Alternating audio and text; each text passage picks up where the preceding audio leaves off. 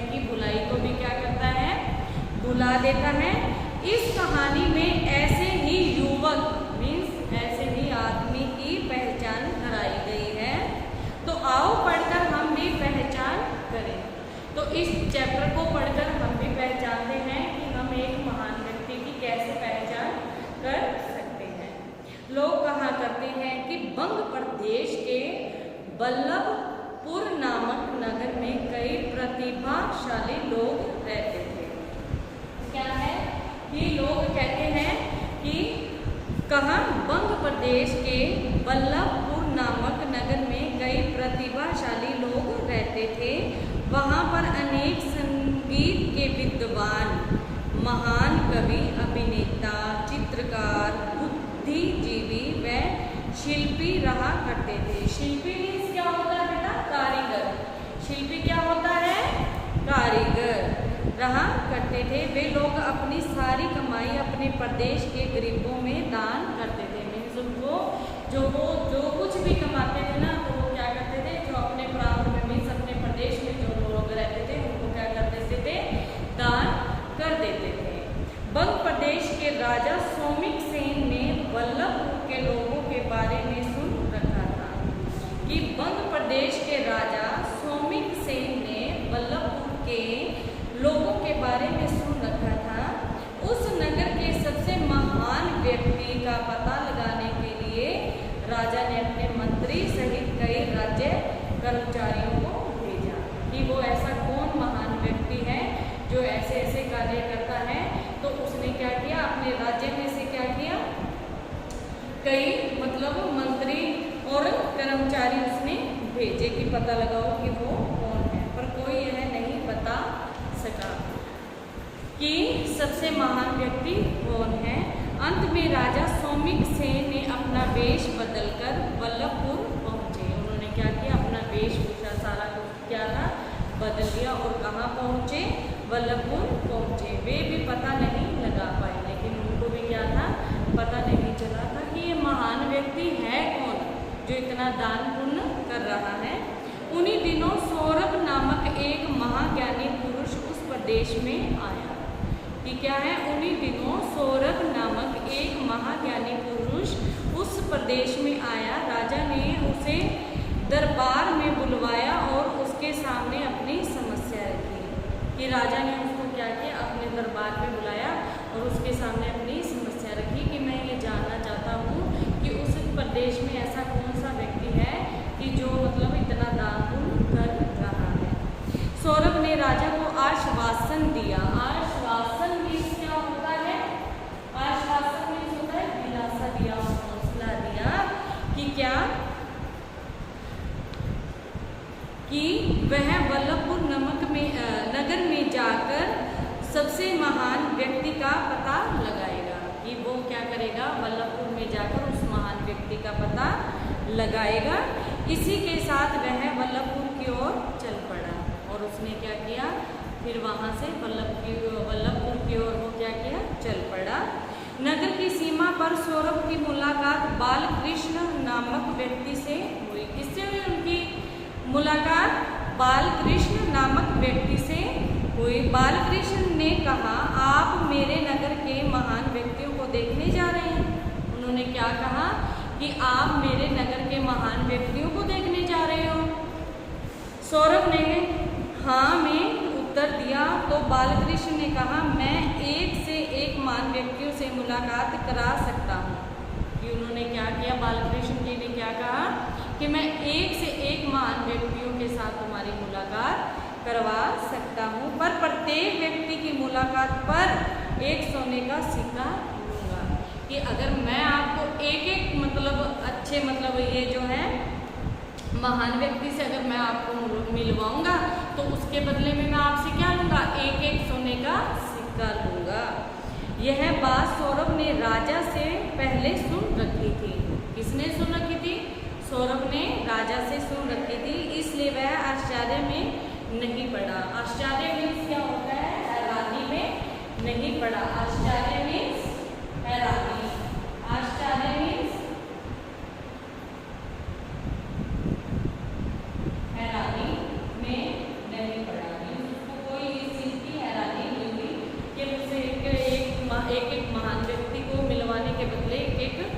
सोने का सिक्का लेगा। तो क्या है, बाल नहीं पढ़ा और बालकृष्ण की शर्त स्वीकार कर ली।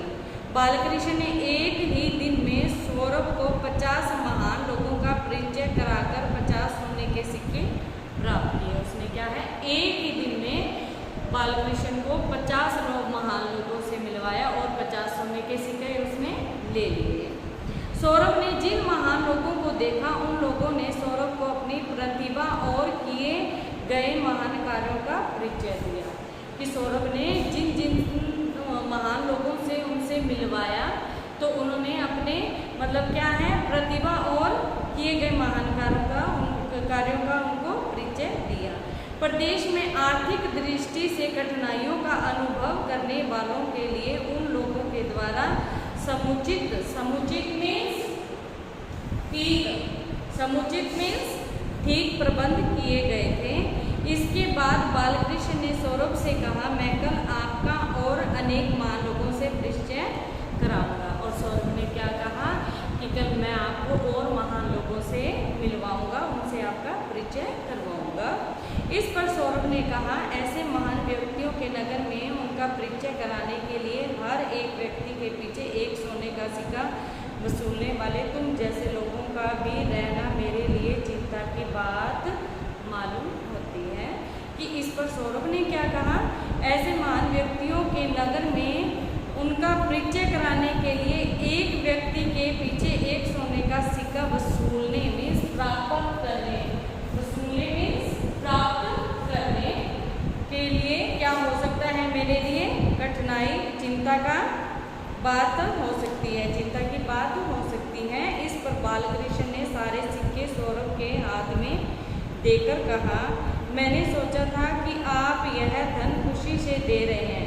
कि उन्होंने क्या सोचा कि मैंने सोचा कि आप ये तो धन मेरे को क्या है खुशी से दे रहे हो। यदि आप दुखी होकर दे रहे हो तो इस धन की मुझे ज़रूरत नहीं है। अगर आप इसको दुखी होकर मुझे दे रहे हो तो इस धन की मुझे क्या है ज़रूरत नहीं है। आपकी खुशी से जो भी देना चाहते हैं दे दीजिएगा। ही मीन्स क्या होता है कि आप अगर खुशी से जो कुछ मेरे को देना चाहते हैं वो मेरे को दे दो, लेकिन क्या है निराश होकर मेरे को मत देना कि बाद में उस चीज़ का आप अपने अंदर क्या है पछतावा रखो कि मैंने उसको ये नहीं देना चाहिए था। इससे अच्छा तो ये है कि आप चाहे मेरे को थोड़ा दे दो, वो अपनी खुशी से दे दो। सौरभ ने आश्चर्य में आकर कहा, पर मैं यह जानना चाहता हूँ कि धन के प्रति आपका यह लोभ क्यों है। कि मैं ये जानना चाहता हूँ कि धन के प्रति आपका ये लोभ मीन्स आप इतने लोभी क्यों हैं। आप इस धन का क्या करने वाले हैं, कि आप इस धन का क्या करेंगे, इससे आपको क्या मतलब, इससे आपको क्या मतलब। मैं अगर आपको सच्चाई बताऊँ तो क्या आप उसे आप सुलझा सकते हैं, बालकृष्ण ने पूछा। मैं सुलझाने की कोशिश कर सकता हूँ, सौरभ ने कहा। तो आइए मेरे साथ चलिए। यह कहकर बालकृष्ण सौरभ को नगर के बाहर उन झोपड़ियों के पास ले गया जिनमें निकृष्ट जीवन बिताने वाले लोग थे। निकृष्ट मीन्स क्या होता है, घटिया मीन्स एकदम जो घटिया जीवन बिताने वाले लोग रहते थे। बालकृष्ण ने कहा, 25 साल पहले यह वल्लभपुर नगर पूर्ण रूप से उपेक्षित था मीन्स भरा हुआ था धन से। उन दिनों यहाँ एक सन्यासी आए। कि उन दिनों कौन आए, यहाँ एक सन्यासी आए, साधु महात्मा आए। इन लोगों ने उनका अपमान किया। कि इन लोगों ने क्या किया, उनका अपमान किया। कि एक साधु इनके यहाँ आया, कोई उसने भिक्षा उनसे मांगी होगी तो इन्होंने उनका अपमान किया कि उसको भिक्षा नहीं दी और क्या है अपवर्ड भी उनको बोले। कि उस सन्यासी ने इन्हें शाप दिया कि इनका जीवन निकृष्ट हो जाए और जो लोग इनकी सहायता करें उनका सर्वनाश हो जाए। कि उसने क्या शाप दिया था साधु ने, कि इनका जीवन निकृष्ट मीन्स घटिया हो जाए और जो लोग इनकी सहायता करते हैं उनका सर्वनाश में सारा कुछ नाश हो जाए, सारा कुछ बर्बाद हो जाए। और जो लोग इनकी सहायता करें उनका सर्वनाश हो जाए। इससे उस नगर के लोग डर गए। उन लोगों ने सन्यासी से प्रार्थना की उन्हें क्षमा करे। क्या थे लोग? उनसे क्या थे? उस शाप से क्या थे? डर गए थे और उन्होंने उस साधु से प्रार्थना की कि आप हमें माफ कर दीजिए।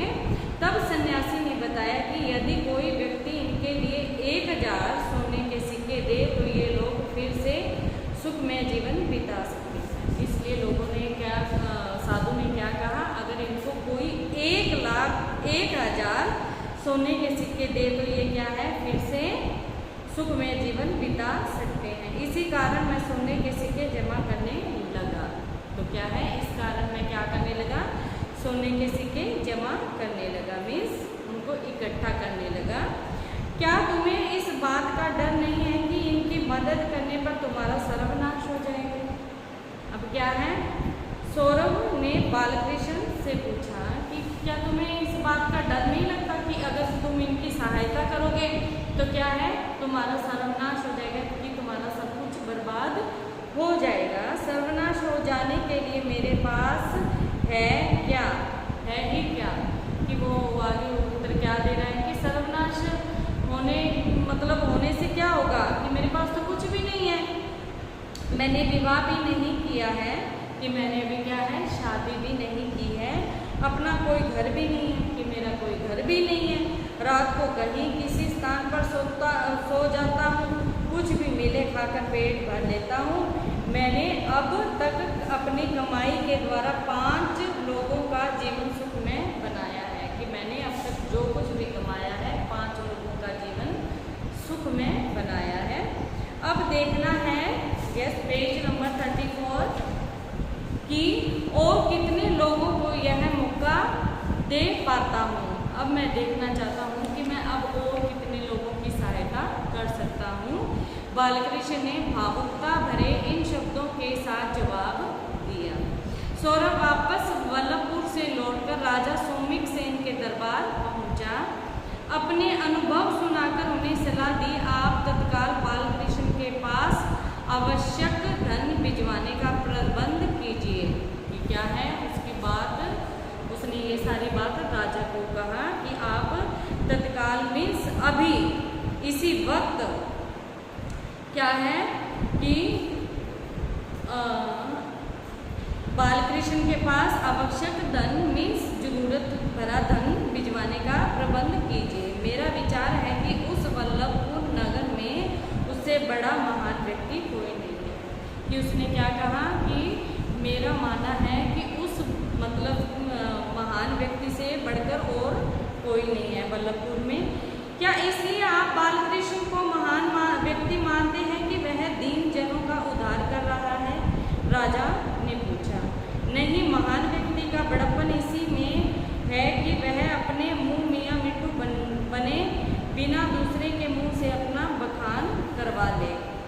बालकृष्ण नगर भर के लोगों के बड़प्पन की प्रशंसा करता हुआ एक महान कार्य के लिए अनवरत श्रम कर रहा है, तो उसकी महानता को न पहचानने वाले वे नगरवासी बालकृष्ण से महान कैसे हो सकते हैं?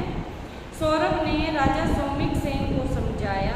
सौरभ का उत्तर पाकर राजा बहुत खुश हुआ और तत्काल से उसने बालकृष्ण के लिए आवश्यक धन का प्रबंध करके उसे भिजवाया और अपने दरबार में बुलाकर उसका सम्मान किया। तो ये था स्टूडेंट्स आपका चैप्टर, जो कि कंप्लीट हो चुका है। कि आपको ये अच्छे से समझ आया होगा। तो इसकी कुछ एक्टिविटी